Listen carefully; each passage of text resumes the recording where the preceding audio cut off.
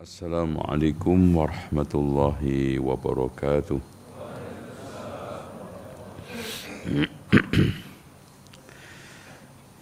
Innal hamdalillah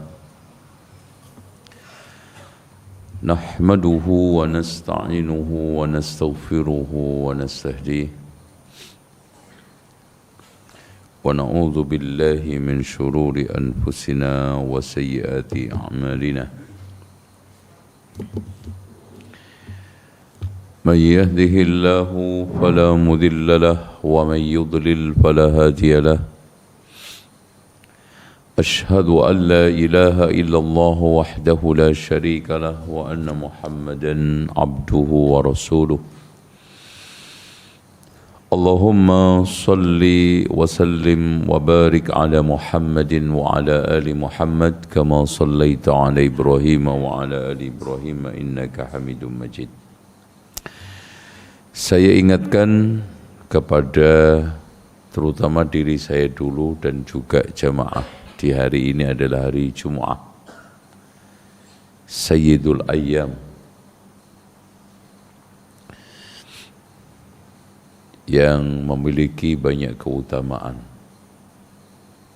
Di samping yang wajib, yang dianjurkan sangat,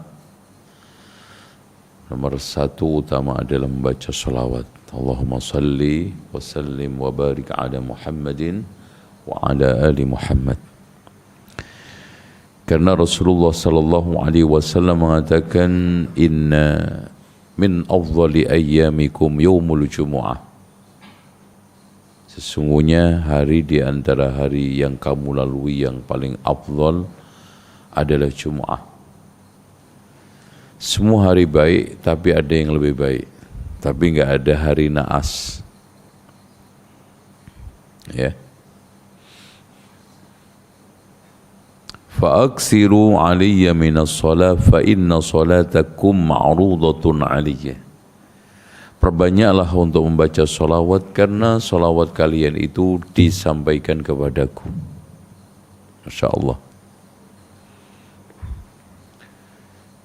Tetapi salawat salam itu ada dua macam. Ada yang langsung kalau kita di dekat kuburan Rasulullah. Kata Rasulullah, ma minkum min ahadin yusallimu aliyya illa raddallahu aliyya ruhi hatta arudda alaihi salam. Tidaklah di antara kalian mengucapkan salam kepadaku, melainkan Allah kembalikan rohku kepadaku, kemudian aku jawab salam tersebut.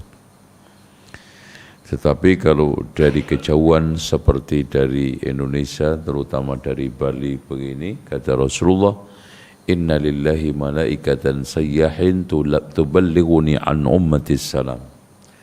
Allah memiliki malaikat-malaikat yang berkelana yang tugasnya menyampaikan salam kepadaku. Hadis ini sanadnya sahih, disahihkan oleh Syekh Nasruddin Al-Albani. Kemudian yang kedua adalah sholatul Jum'ah. Segera datang pada saat pertama syukur. Karena saat pertama mendapatkan korban unta. Jadi seperti korban unta. Saat kedua sapi, saat ketiga kambing, saat keempat ayam, saat kelima telur. Jangan-jangan kita telur aja nggak dapat. Karena datangnya pas imam keluar untuk berkhutbah, itu telur aja lewat, dan itu keterlaluan. Berhari-hari, setiap minggu, dan itu enggak gampang. Allah hantarkan umur kita sampai Jum'ah, tapi berkali-kali Jum'ah, beribu-ribu Jum'ah yang kita lalui mungkin selalu lewat keutamaan ini. Kemudian khutbah didengarkan dengan baik. Jangan tidur. Karena sudah menjadi tradisi kaum muslimin kalau Jum'ah itu tidur. apalagi memang khatibnya itu cocok untuk obat tidur. Bahkan ada seorang habis khutbah Jum'ah, ada salah satu jamaah datang mengucapkan terima kasih kepada khatib karena selama ini sulit tidur, dan alhamdulillah, terima kasih Pak Ustadz, saya bisa tidur.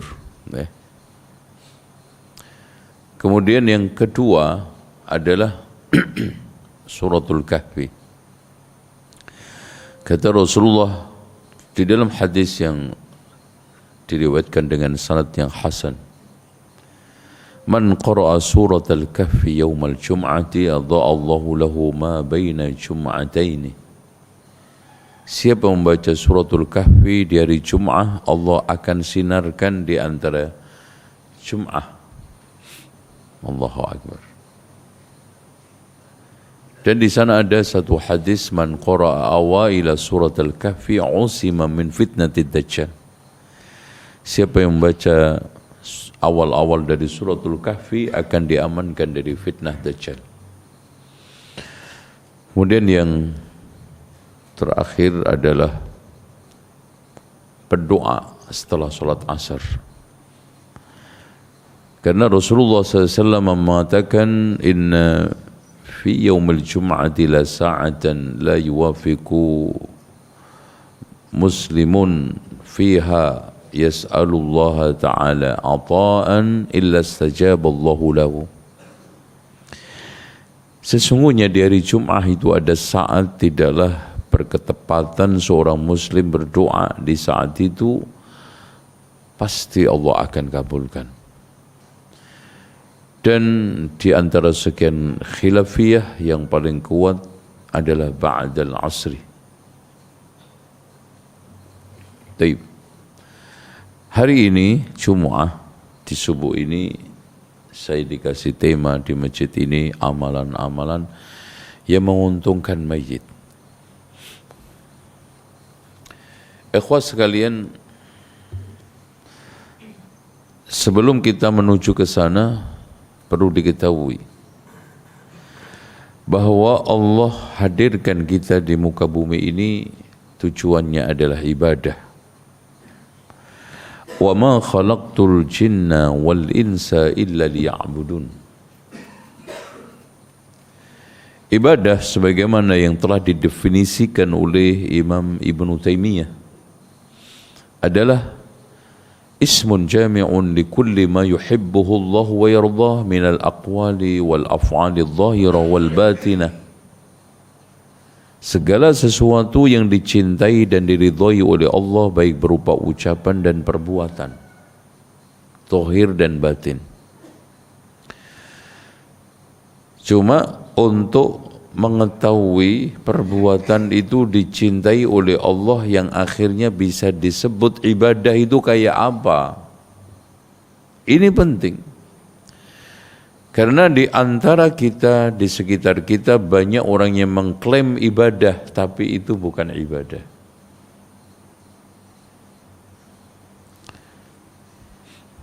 Dan kita telah banyak mendapati satu praktek-praktek yang bukan ibadah, yang itu dimasukkan ke dalam Islam. Oleh karena itu, supaya kita mengetahui bahwa apa-apa yang kita jalankan itu dicintai oleh Allah, harus memenuhi 5 syarat. Syarat yang pertama, perkara tersebut diperintah Allah. Apapun yang antum klaim, apapun yang antum sebut itu ibadah, kalau nggak ada perintahnya mau apa? Ya? Kalau sekarang nggak ada urusannya dengan syariah, antum tempel-tempelkan, nggak akan bisa. Makanya Allah tegaskan, am lahum syuraka'u syara'u lahum minad dini ma lam ya'zam bihillah. Apakah mereka itu punya sekutu-sekutu selain Allah yang membuat syariat yang tidak diizinkan Allah. Nggak bisa.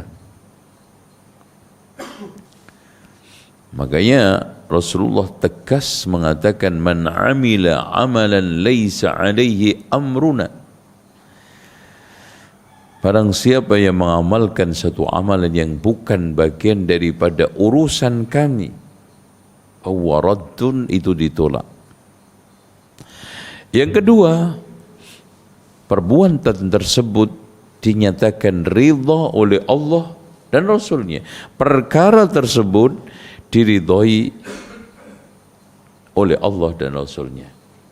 Contoh, inna Allah la yarda 'anil 'abdi idza akala aklatan fayahmaduhu 'alaiha wa idza syariba syurbatan fayahmadu 'alaiha.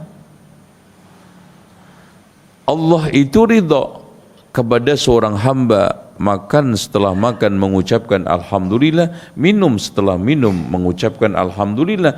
Berarti minum itu ibadah kalau kita habis minum mengucapkan alhamdulillah. Loh gitu loh Pak. Kemudian yang kedua, perkara tersebut dipuji oleh Allah dan Rasul. Diungkapkan pujian, innallaha yuhibbut tawwabina wa yuhibbul mutatahhirin. Nah kan, taubat, tatahur, bersuci, ibadah karena dipuji oleh Allah. Kemudian yang keempat, perkara tersebut dijanjikan pahala oleh Allah bila dilakukan. Man qala subhanallah wa bihamdi ghurisat lahu nakhlatun fil jannah. Siapa yang membaca subhanallah sekali akan ditanamkan satu pohon kurma di surga. Oh, berarti baca subhanallah wa bihamdi ibadah. Gitu. Man qara harfan min kitabillah falau bi hasanatun fal hasanatu bi asyri amsalha fala aqulu alif lam mim harfun walakin alif harfun lam harfun min harfun. Barang siapa yang baca satu huruf dari kitabullah akan mendapatkan satu kebaikan dilipatkan 10 kali. Aku tidak mengatakan alif lam mim satu huruf, tapi alif satu huruf, lam satu huruf, mim satu huruf. Berarti membaca kitabullah itu ibadah. Itu Pak. Jadi nggak bisa ngarang syariat itu. Nggak bisa antum sandar-sandarkan sesuatu yang nggak ada bagian daripada perintah Allah, ridha Allah, pujian Allah, pahala Allah, terakhir surga.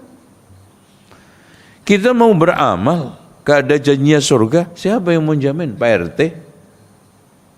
Hah? Kita sekarang mau beribadah, beramal, gak ada jaminan surganya.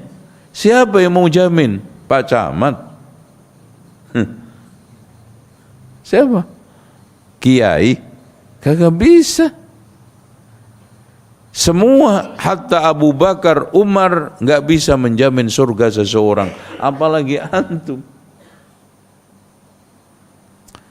Hatta Rasulullah aja Pak diancam oleh Allah, walau taqawwala alaina al-aqawil la akhadna minkumul watin.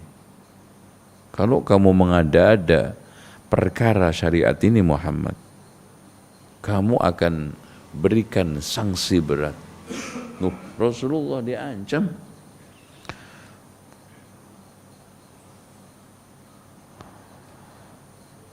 Walau taqawwala alaina ba'dal aqawil la akhadna minhul watin.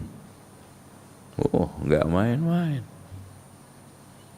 Makanya Muhammad ibnu Syihab Az-Zuhri mengatakan, minallahi ar-risalah. Risalah itu datang dari Allah. Nabi Muhammad itu bukan ngarang.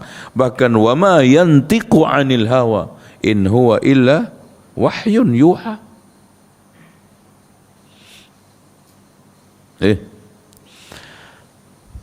Makanya kita tidak bisa berkata-kata, kita tidak bisa berbuat kecuali atas dasar perintah syariat.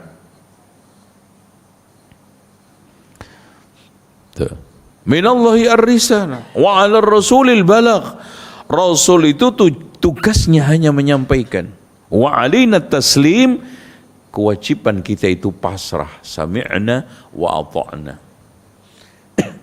Sami'na wa ata'na ghufranaka rabbana wa ilaikal masir. Itu prinsip. Contoh perbuatan di antara sekian perbuatan, perkara di antara sekian perkara yang dijanjikan surga, diungkapkan dengan surga oleh Allah. Ayyuma imra'atin sallat khamsaha wa shamat syahraha wa ata'at ba'laha wa hasanat farjaha qila laha udkhuli al-jannah minal abwabi thamaniyati syi'ti. Perempuan mana saja yang salat 5 waktunya, puasa pada waktu bulannya maksudnya Ramadan, taat sama suaminya, menjaga kemaluannya, dikatakan kepadanya, masuklah surga dari pintu 8 mana saja yang kamu mau. Jadi kalau antum sekarang mengklaim ibadah, harus bisa menunjukkan salah satu di antara 5 ini di dalam syariat. Kalau enggak, antum capek. Enggak ada apa-apanya. Antum buang-buang waktu, enggak ada pahalanya. Antum sekarang mengeluarkan energi yang mardudun fawwaraddun, ditolak.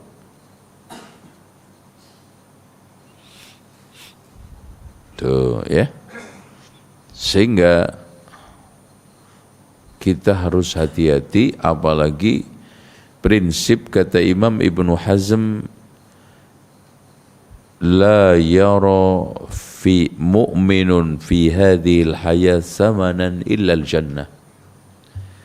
Tidaklah seorang mukmin memandang di dalam kehidupan ini yang mahal kecuali surga. Makanya ana closing statement, tidak boleh seorang mukmin keluar keringat kalau enggak ada surganya. Titik. Ngapain antum? Susah-susah enggak ada surganya. Itu.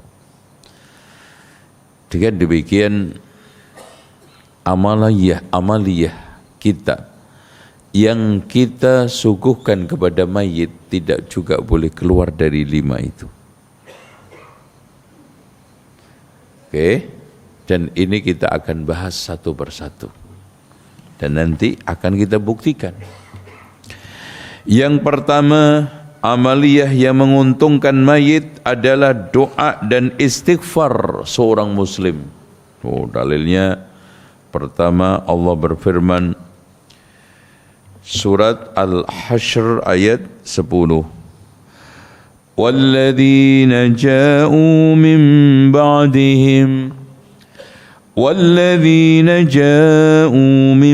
بَعْدِهِمْ يَقُولُونَ رَبَّنَا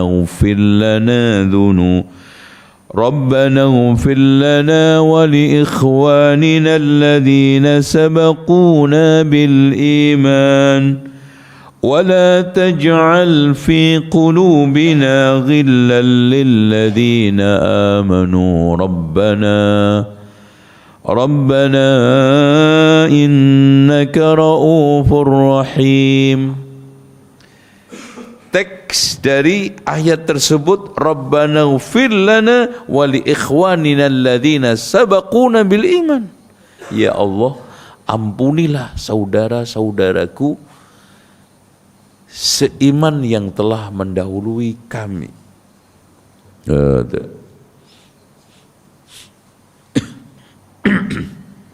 Dalil, perintah loh kan gitu. Jelas gitu. Ya, sekarang yang enggak jelas, malah yang enggak ada perintahnya, orang hidup minta didoain yang mati, gitu loh. Mana ya? Cek. Kalau sekarang antum nggak bisa menghadirkan ayat satu saja, hadis satu saja, ana tunggu nanti tablek lagi ke sini. tolong sebutkan satu ayat saja, satu hadis saja, orang hidup boleh minta kepada orang mati. Yang ada orang hidup memintakan kepada orang yang mati. Kenapa? Alasannya simpel. Idza mata banu Adam inqata 'amaluhu illa min thalathin. Kalau ada orang meninggal dunia, putus usahanya, putus sudah, mati. Pertanyaannya simpel gini aja deh Pak, pakai sedikit mengeluarkan energi berpikir. Mas, ana tanya, orang yang mati diperintahkan sholat enggak? Orang mati diperintahkan puasa enggak? Kalau lagi puasa ikut puasa enggak mereka? Enggak. Haji enggak? Umroh enggak? Ya otomatis enggak diperintahkan doa juga, enggak bisa berdoa. Dan kalau ada orang mati masih bisa berdoa, Pak, kagak usah takut-takut mati, Pak. Karena di kuburan masih bisa ibadah. Loh, iya. Masih bisa ibadah kok. Udah, gue tenang aja deh. Nanti tobat di kuburan. Iya. Kalau masih bisa beribadah, berdoa, bertobat bisa dong. Udah, habis-habisin aja di dunia. Maksiat sepuasnya. Nanti tobat di kuburan. Karena mendoakan orang yang hidup saja bisa, rizkinya lancar, jodohnya dekat, apalagi berdoa untuk diri sendiri. Bertobat dan yang lainnya. Wah, rusak kalau begini. Makanya bila anak Adam meninggal dunia, terputus usaha dia. Usaha orang lain tidak, shadaqatin jariyah. Makanya di sini ada amalan-amalan yang menguntungkan, tapi harus sesuai dengan dalil. Makanya Rasulullah juga mengatakan da'watul muslim li akhihi bi dhahril ghaibi mustajabatun wa ala ra'si malakun muwakkal kullama da'a li akhihi bi khairin qala al malak amin walaka bimislihi. Masya Allah. Doanya seorang muslim dari kejauhan, dan tidak ada suatu yang gaib paling nyata kecuali sudah di alam kubur. Jadi doanya seorang muslim untuk saudaranya dalam kondisi gaib, yaitu apa? Jauh. Ana di Jakarta, antum di Bali. Apalagi ana di dunia, antum di alam kubur. Mustajabah. Ya. Di kepalanya ini Allah tugaskan malaikat, setiap dia itu berdoa untuk saudaranya kebaikan, malaikat itu mengatakan amin dan kamu mendapatkan sepadan dari doa itu. Makanya kalau antum mendoakan pengampunan, antum diampuni. Mendoakan kebaikan, antum diberikan. Lancar rezeki, antum juga. Itu Masya Allah. Ini makanya Rasulullah SAW ketika habis mengubur, sebelum pulang, menganjurkan kita untuk apa? Minta doa ke mayit, Pak. Yang di dalam suatu riwayat, selama menyembelih unta, kita disuruh untuk berdiri mendoakan. Allahumma ighfir lahu wa sabbidhu. Ya Allah, ampuni dia, teguhkan dia. Fa innahu al-ana yus'al, karena dia ditanya sekarang. Ditanya. Tuh, ya. Amalan. Makanya sampai Allah meniadakan maka lin nabiyyi walladzina amanu ay yastaghfiru lil musyrikin. Kenapa Pak? Antum cek surat At-Taubah ayat 113. Tidaklah patut bagi seorang nabi dan orang-orang beriman memintakan ampun kepada orang yang mati dalam keadaan syirik. Kenapa? Karena aslinya orang yang hidup memintakan ampun kepada orang yang mati, kecuali mati dalam keadaan, nah itu. Karena ibarat orang yang sekarang ini mati dalam keadaan syirik dan kufur itu, listrik itu enggak ada sambungnya, enggak ada sinyalnya, ibarat HP. Sinyalnya berbeda. Yang satunya XL, yang satunya M3, nggak nyambung. Bisa nyala emang lampu disambung pakai batang pisang? Nggak bisa, nggak connect. Terus harus satu frekuensi, gitu ya. Makanya Rasulullah Allah tegaskan kepada Rasulullah, jangankan kita, ma kana lin nabiyyi wal ladzina amanu ay yastaghfiru lil musyrikina walau kanu uli qurba, meskipun kerabat dekat termasuk Abu Thalib. Ya. Selanjutnya amalan yang kedua yang sangat menguntungkan mayit adalah membayar utang. Wah, ini dalilnya banyak. Ya. Termasuk membayari arisannya. Karena arisan itu utang. Makanya kalau antum berdoa, Allahumma inni a'udzubika minal hammi wal hazan wa minal ajzi wal kasal wa minal jubli wal bukhl wa min ghalabadid daini wa qahrir rijal. Ya Allah, aku berlindung dari keberatan utang, ditekan orang. Karena orang kalau utangnya banyak ditekan orang, telepon sana telepon sini. Lah kalau sudah berdoa ini ya jangan kenceng-kenceng arisannya, itu loh ya. Udah mohon berlindung dari utang malah ngutang terus ya. Walaupun enggak dilarang arisan itu, boleh ya. Nah, kenapa Pak? Begini masalahnya. Kenapa sih Islam itu menganjurkan kepada kita sebisa mungkin menghindarkan diri dari utang? Karena kalau mati mendadak membebani ahli waris. Ya? Ninggalin warisan enggak, ninggalin utang iya, nyusahin siapa? Itu. Bahkan Rasulullah SAW pernah mendapati seorang yang mati dalam keadaan punya utang. Diingatkan Jibril, Muhammad mundur, jangan sholati dia punya utang 2 dinar. Akhirnya Rasulullah tidak jadi sholat. Lalu di sana ada seorang sahabat namanya Abu Qatadah. Lalu menanyakan, kenapa ya Rasulullah engkau tidak menyolatinya? Jibril tadi datang kepadaku mengkhabarkan si mayit ini punya utang. Kata Abu Qatadah, ya Rasulullah, dinarani alaiya, 2 dinar aku yang nanggung. Akhirnya Rasulullah sholat. Tiap ketemu Abu Qatadah ditanya, Abu Qatadah, gimana nasibnya 2 dinar? Belum ya Rasulullah. Ketemu lagi ditanya lagi, Abu Qatadah, gimana nasibnya 2 dinar? Sudah ya Rasulullah, saya bayar.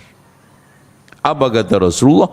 Al-ana baradat jilduhu, baru sekarang ini dingin itu kulitnya si mayit.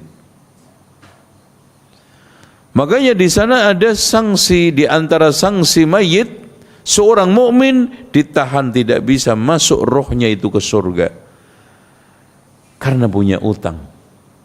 Makanya Rasulullah mengatakan, nafsul mu'min mu'allaqatun bidainihi hatta yuqda'an. Roh seorang mukmin itu tertahan oleh utangnya karena belum dibayar. Itu penting. Makanya jangan sampai gampang dan menggampangkan, mudah dan memudahkan utang piutang. Utang itu dibayar pasti. karena sebuah janji. Makanya janji juga harus dibayar karena sebuah utang. Makanya kata orang janji itu utang, benar. Utang itu janji. Antum balik juga. Janji itu utang, utang itu juga janji. Yang ketiga, menunaikan nazarnya. Nih, nazar ditunaikan. Makanya di antara khilafiyah, di antara para ulama, di dalam menafsiri sabda Rasulullah SAW tentang puasa, mengqadha puasa mayit, man mata wa alaihi siyam sama anhu waliyuhu. Barang siapa yang mati punya tanggungan puasa, maka hendaknya walinya, ahli warisnya yang memuasainya. Itu di antara sekian ulama mengatakan yang dimaksudkan adalah puasa nazar, bukan puasa biasa-biasa yang kita lakukan itu. Karena apa? Nazar itu janji, dan janji tadi utang. Makanya kalau bisa jangan nazar. Bahkan sebagian ulama mengatakan nazar itu makruh, tapi kalau sudah dilakukan harus dipenuhi. Karena Allah mengatakan yufuna bin nadri wa yakhafuna yawman kana syarruhu mustatira. Kenapa makruh? Karena Rasulullah mengatakan innahu la ya'ti bi khairin fa innama yustakhraju bihi minal bakhil. Sesungguhnya nazar itu tidak mendatangkan kebaikan, hanya saja dikeluarkan dari orang bakhil. Kan bakhil, mau sedekah aja nunggu anaknya lulus. Bakhil enggak? Ya. Mau itikaf atau mau umroh atau mau apa aja nyumbang masjid, nunggu suaminya naik pangkat, lama banget. Kalau enggak orang bakhil kan enggak ada. Mau berbuat baik aja dipancing-pancing. Makanya la ya'ti bi khairin fa innahu innama huwa yustakhraj minal bakhil. Makanya antum berbuat baik tanpa ada ikatan, karena nazar itu Pak mewajibkan sesuatu yang tidak wajib. Itu beratnya. Itikaf itu sunnah, bisa menjadi wajib kalau antum nazar. Gitu? Sedekah itu wajib. Sedekah itu sunnah, menyantuni yatim piatu itu sunnah. Tapi kalau antum sekarang nazar, kalau nanti anak saya diterima di Universitas UI jurusan kedokteran, saya akan menyantuni yatim piatu 100, masing-masing orang 100.000. Wajib itu. Ya. Jadi hati-hati.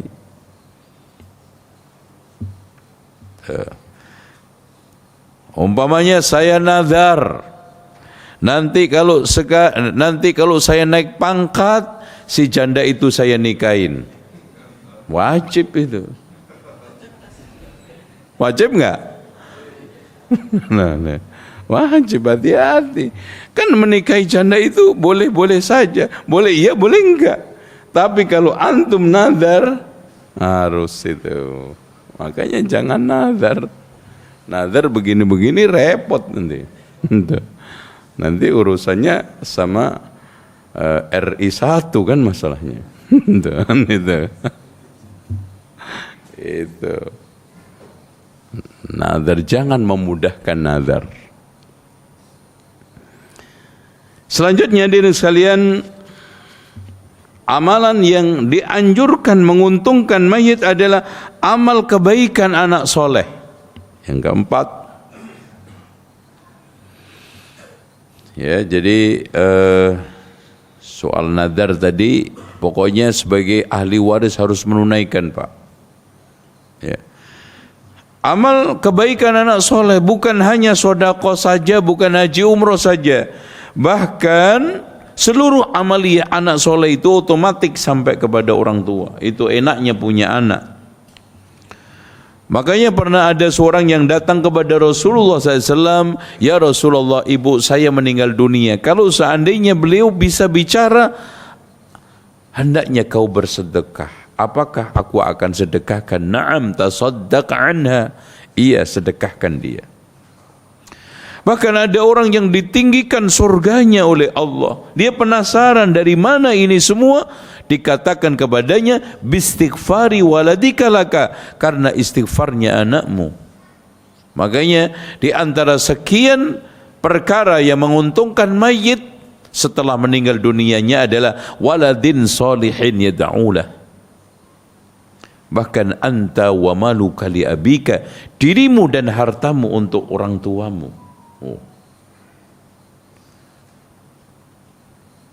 Oleh karena itu ketika Allah berfirman, wa allaysa lil insani illa ma sa'a, tidaklah manusia itu mendapatkan balasan kecuali dari hasil usahanya, Rasulullah mengatakan, wa inna auladakum min kasbikum, anakmu itu dari hasil usahamu. Anakmu dari hasil usahamu. Makanya para ulama ketika menafsiri firman Allah, tabbat yada abi lahab wa tab ma aghna anhu maluhu wa ma kasab. Apapun yang sekarang ini diusahakan oleh Abu Lahab tidak bisa menutupi siksaannya nanti di akhirat. Wa ma kasab, para ulama memberikan tafsir anak-anak yang dia lahirkan. Anak-anaknya Abu Lahab enggak bisa.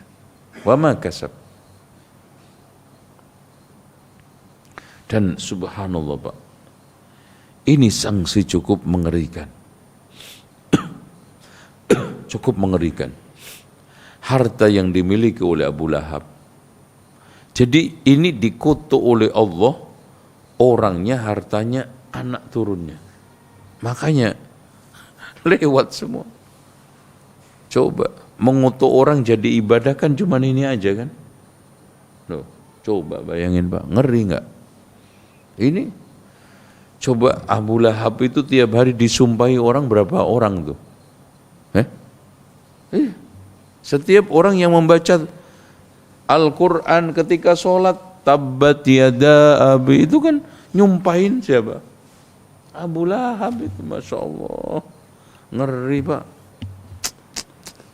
Makanya kalau antum nggak bener itu jangan banget lah kayak Abu Lahab begini, ya.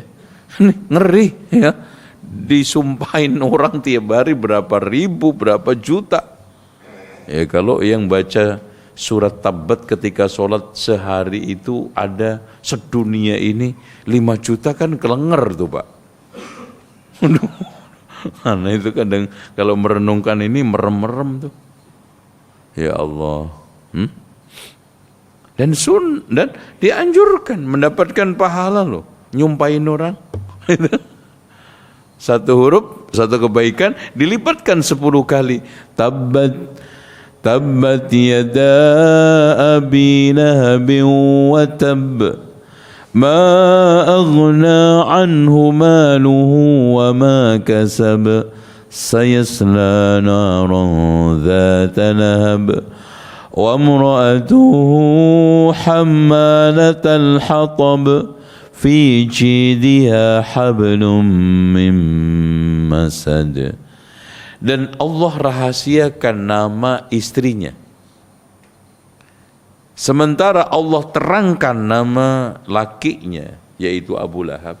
Rahasianya, perempuan itu adalah mahallus sitr, perempuan itu adalah tempat ketertutupan dan rahasia. Makanya antum punya istri jangan dipamer-pamerin. Ini aja istri orang becat aja ditutup sama Allah. Itu. Ini ditutup karena mahallus sitr. Nah, oleh karena itu umrohnya anak, hajinya anak, bangun masjidnya anak, seluruhnya nyampe kepada orang tua. Secara otomatis enggak perlu diniat-niatin. Sebagaimana sholat ini adalah usaha seseorang, nggak pernah ada satu teks riwayat kalau kamu sholat tolong dong diniatin untuk diri kamu. Saya niat sholat ini untuk diri saya. Enggak perlu. Kalau memang seperti itu, anak ini macam di antara sekian macam usaha orang tua, seperti usaha dia umroh, haji dan sholat, tak perlu diniatin. Otomatis. Ini hebatnya punya anak, Pak. Makanya Rasulullah menganjurkan kepada kita, la yad'a ahadukum talabal walad fa innahu idza mata wa laysa lahu waladun inqata'a ismuhu. Janganlah di antara kalian enggan punya anak, karena kalau mati tidak punya anak terputus. Putus antum. Putus nama besarnya, putus usahanya, putus kebaikannya. Nasallallahu al-afiyah. Dan di sana ada amalan-amalan yang bisa sampai ke mayit. Inna mimma yalhaqul mu'min min amali wa hasanati ba'da mautihi ilman 'allamahu wa nasharahu, ilmu yang dia sebarkan. Mudah-mudahan para dai termasuk saya ini mendapatkan itu. Wa waladan sholihan tarakahu, anak soleh yang dia tinggalkan. Itu langsung otomatis nyampe. Wa mushafan warasau, mushaf yang diwariskan, ya. Mushaf yang sekarang diwakafkan itu. Au masjidan banahu, masjid yang dia bangun. Au baitan libnis sabil banahu, rumah yang dibangun untuk ibnu sabil. Apalagi di Bali antum punya rumah petak 3 pintu untuk ibnu sabil, Masya Allah. Diiklankan siapa saja para ikhwan yang sekarang terlantar di Bali, silahkan ada perumahan gratis. Ibnu Sabil. Ya. Antum jangan cuman berurusan dengan hunian di atas bumi, mikir juga hunian yang di bawah bumi. Karena manusia itu punya 2 hunian, hunian di atas bumi, hunian di bawah bumi. Ya. Berapa lama tinggal yang di bawah bumi sampai kiamat? Coba kalau kita mati hari ini, kiamat kurang 1 juta tahun. Di kuburan tok kurang berapa? 1 juta tahun. Lamaan mana? Bumi apa di atas bumi? Di atas bumi paling juga ada yang kurang 20 tahun, 15 tahun, 5 tahun. Bahkan mungkin ada yang besok. Enggak lama. Anak aja yang agak lama. Oke. Ya. Cukup saya kira itu. Jadi amalan-amalan yang menguntungkan mayit, insyaallah. Silahkan ada yang bertanya. Fadhol, ya.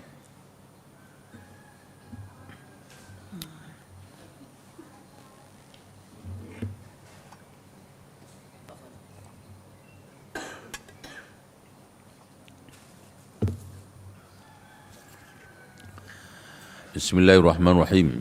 Izin bertanya, apakah kita boleh menarik perkataan nazar? Boleh, tapi harus bayar kafarat, tebusan.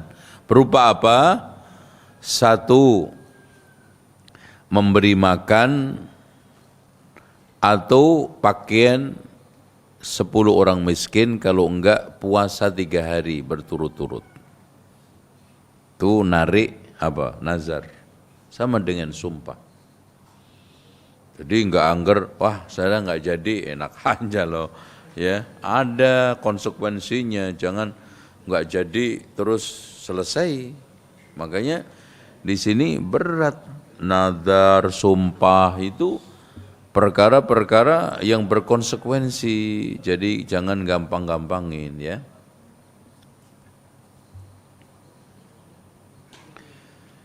Jika awalnya tidak tahu hukum nazar, apakah tetap melaksanakan nazar tersebut? Ya tadi, kalau antum laksanakan. Enggak mungkin, antum kan nazar, gimana enggak tahu hukumnya ceritanya. Mungkin tidak lengkap pengetahuannya, antum tanya gitu. Bukan enggak tahu dalam artinya jahil kamil, seorang bodoh yang sempurna. Karena dia bernazar, ya. Dia sudah melakukan, cuma mungkin tidak tahu secara utuh konsekuensinya apa, Ya, kalau batalin itu gimana? Kalau lanjut itu gimana? Itu aja ya. Intinya yufuna bin nadri wa yakhafuna yawman kana syarruhu mustatira. Mereka itu memenuhi nazar-nazarnya karena takut nanti hari yang penuh dengan sanksi berat di hari kiamat nanti. Menunjukkan bahwa nazar itu berkonsekuensi. Nazar itu ada efeknya. Wallahu a'lam bishawab. Apakah bacaan Al-Quran kita sampai kepada mayit seperti bacaan Yasin? Ikhwah sekalian, tolong diperhatikan. Ini masalah khilafiyah di antara para ulama, apakah bacaan itu sampai atau tidak? Ya, sampai atau tidak? Tetapi yang menjadi permasalahan sekarang yang ingin saya tekankan sebelum membahas ke sana, di antara sekian banyak kaum muslimin lebih sibuk, lebih intensif mengkait-kaitkan Al-Quran ini kepada orang yang mati daripada kepada orang yang hidup. Seakan-akan di sini diformatkan orang yang mati itu lebih butuh kepada Al-Quran daripada orang yang hidup. Terutama Yasin. Padahal surat Yasin di ayat terakhir itu Allah menegaskan apa? Liyunzira man kana hayyan wa yahiqqal qawlu 'alal kafirin. Agar dengan Al-Quran ini Rasulullah memberikan peringatan kepada orang yang hidup. Tuh, coba. Hidup. Coba baca lagi, diulangi lagi itu ayatnya. Setelah diulangi, direnungkan lagi. Setelah direnungkan, ada apa dengan kondisi kaum muslimin sekarang? Allah memerintahkan untuk membacakan Al-Quran termasuk surat Yasin kepada yang hidup. Ternyata kita sibukkan kepada yang sudah mati. Bukan gak boleh. Dan saya termasuk orang yang setuju pendapat para ulama yang membolehkan orang yang mengirimkan bacaan Al-Quran kepada mayit. Dan ini dikuatkan oleh mazhab Hanafi. Makanya Ibnu Abil Is Al-Hanafi di dalam kitabnya Syarah Tahawiyah memberikan satu dalil-dalil cukup lengkap tentang masalah itu. Cuma yang jadi permasalahan tadi, kita lebih menyibukkan Al-Quran untuk orang yang mati daripada yang hidup. Itu pun surat-surat tertentu saja. Paling banter Al-Fatihah. Belum pernah ana melihat atau mendapati orang sekarang ini ila hadratin Nabil Mustafa Muhammadin sallallahu alaihi wasallam Al-Baqarah. Itu. Coba berani enggak? Waduh, kagak hafal, Pak. Bubar ini nanti selamatan nih. Ini yang jadi masalah. Wa ila Abdul Qadir wa ila Syekh Abdul Qadir Jailani Syekhul Auliya wa semuanya wa ala hadiniya wa ala kulli niyatin An-Nisa Ali Imran repot nanti. Cuman Al-Fatihah kenapa? Sambil merem bisa dibaca itu. Itu akhirnya hadirin sekalian, kalau enggak ini cuman Yasin. Jadi apa ya, surat yang hanya diakui secara de facto ya, itu 4 surat di Indonesia. Surat Yasin, surat Al-Fatihah, Qul huwallahu sama Qul a'udzu. Ini Inna a'tayna kulhu untuk tarawih. Ya, ini untuk mati. Ya tarawih inna, dan itu kadang-kadang ngeles, Pak. Anak terus terang, Pak, ya, saya bukan apa-apa. Memang saya itu mencintai banget surat Al-Ikhlas ini. Dan fadilahnya melimpah banget, Pak. Banyak sekali. Di antara sekian fadilah keutamanya adalah mempercepat selesainya sholat. Wow, Masya Allah. Aduh, parah. Jadi fadilahnya sholat selesai dengan cepat. Itu fadilahnya surat Al-Ikhlas. Parah itu, ngarang berarti ya. Itu bukan fadilah Pak, itu ya. Kita nggak ngelarang juga, nggak salah. Cuman kemana aja ini surat, 114 surat. Bukankah kita itu bisa membaca surat ini, surat itu? Ya, sekali-kali sekarang ini baca Wat-Tur, Wad-Dzariyat, ya, Qaf, ya. Itu kita baca. Biar apa? Sholat ini juga enak, rata gitu. Makanya di sini dianjurkan untuk semangat menghafal Al-Quran. Dan perlu diketahui, Pak, ketika nanti kita di surga, kata Rasulullah SAW, Iqra' warattil wartaqi, fa inna manzilataka fil jannah inda akhir suratin inda akhir ayatin taqra'uha. Masya Allah. Ketika kita berada di surga sambil naik tingkatan, kata Allah, bacalah, tartillah sambil naik, karena tingkatan surgamu itu nanti ketika terakhir kamu membaca ayat. Jadi nanti kita itu dibikin oleh Allah mampu lagi untuk bisa mengulangi ayat-ayat yang kita hafal dan sambil naik surga. Makin banyak hafalannya, makin tinggi surganya. Lah yang inna tok, lah ente. Gitu. Inna a'tayna kal kausar fasalli li rabbika wanhar inna syani'aka wal abtar. Udah. Wes gak iso Mas. Lebih ya sampean ya. Hafalin. Ngapain aja kita sih? Kayak sibuk banget jadi menteri, enggak, hafal Quran enggak, kan rugi. Aduh, sambil duduk aja bisa baca tuh satu ayat. Itu jadi kemana, apalagi alhamdulillah kita itu dimudahkan Allah bisa ngedownload, kan enggak nenteng begini. Ada ngedownload nih, anak ajar ini, antum biar nggak jadi HP ini setan gepeng ini. Ini setan gepeng ini. Apalagi nih, ini Pak. Ini ada aplikasi nih, ada. Nah ini kalau saya ini untuk ngaji nih. Ini tafsir para ulama untuk kajian udah lengkap di sini nih. Ada tafsir As-Sa'di, ada tafsir Al-Baghawi, ada tafsir Al-Qurtubi, Ibnu Katsir, At-Tabari. Tuh, tinggal mencet atas nih. Untuk melihat milih suratnya, nih keluar semua nih. Surat. Kalau antum lupa surat apa, ayat berapa, tinggal nulis bunyi di antara sekian lafaz ayat. Saya ingat wal laili, udah tulis aja laili. Nanti keluar itu istri ente namanya Laili. Ya, nggak sembarangan, harus ada pilihan yang bisa connect.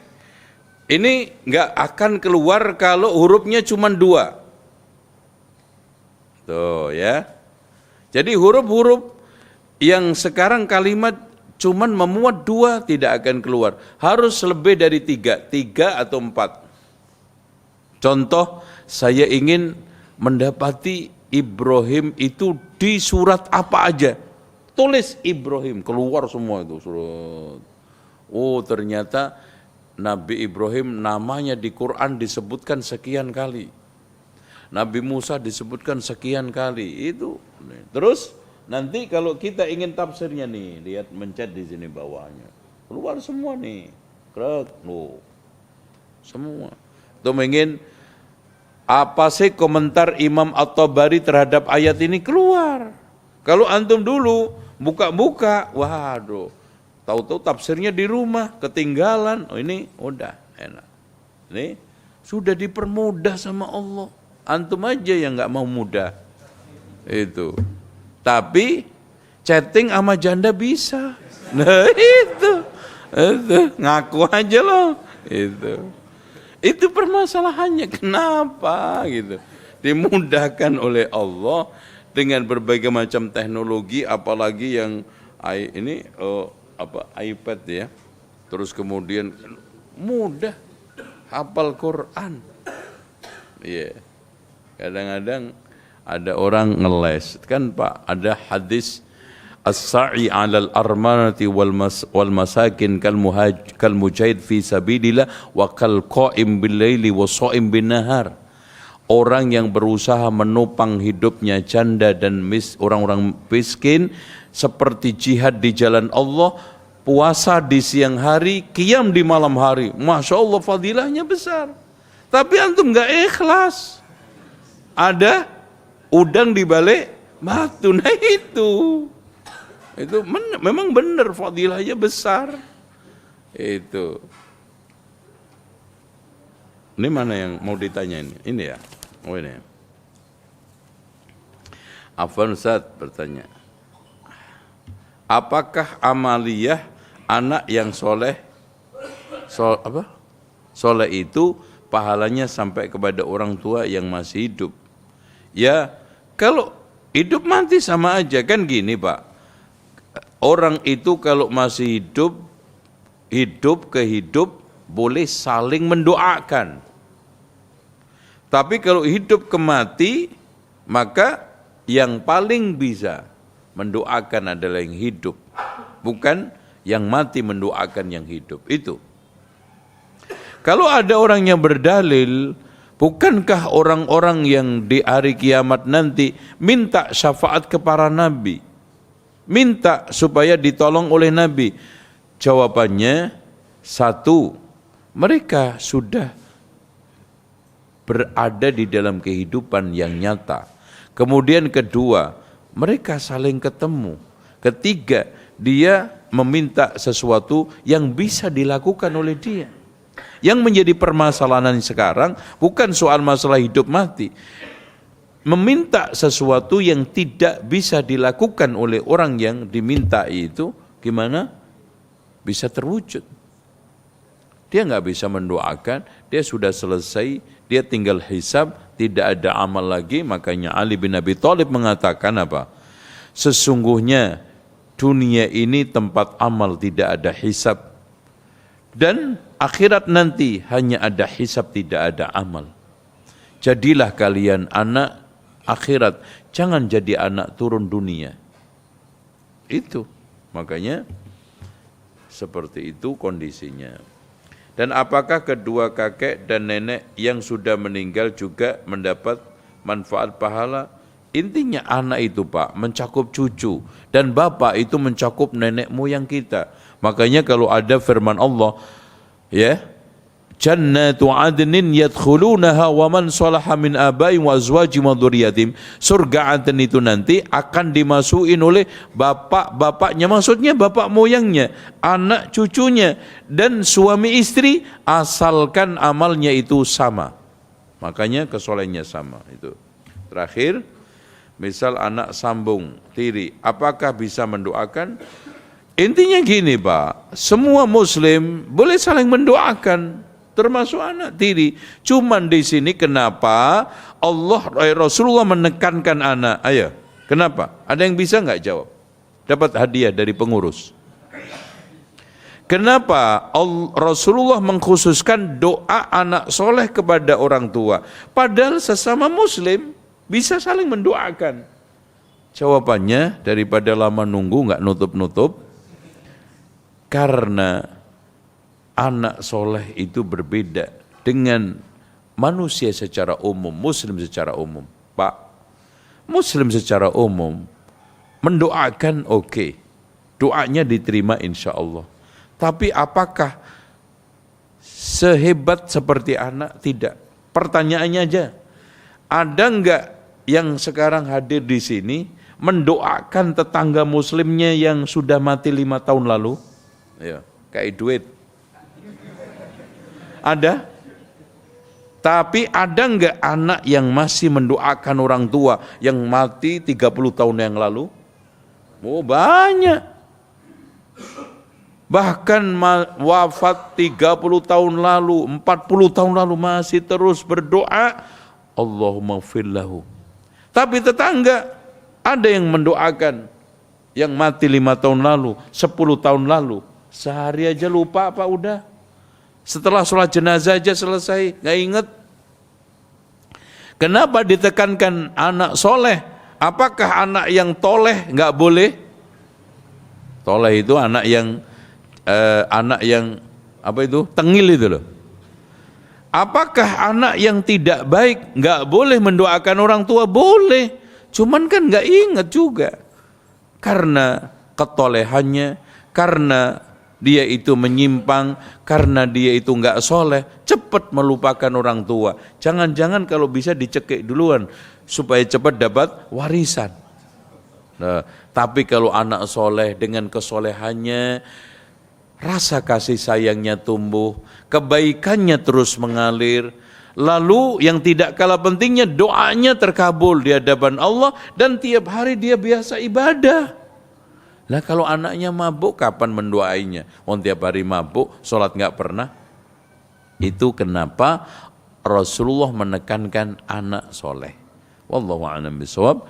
Demikian dan sekarang sudah syuruk ya. Kita sholat syuruk 2 rakaat karena fadilahnya Masya Allah man shalla as-subha fi jama'atin summa yajlis hatta tatlu'a asy-syamsu summa yusalli rak'atain kana ka ajri hajjatin wa umratin tamatan. Barang siapa yang sholat subuh berjamaah kemudian duduk sampai terbit matahari lalu sholat 2 rakaat, maka dia mendapatkan pahala haji dan umroh sempurna 3 kali. Allahu Akbar.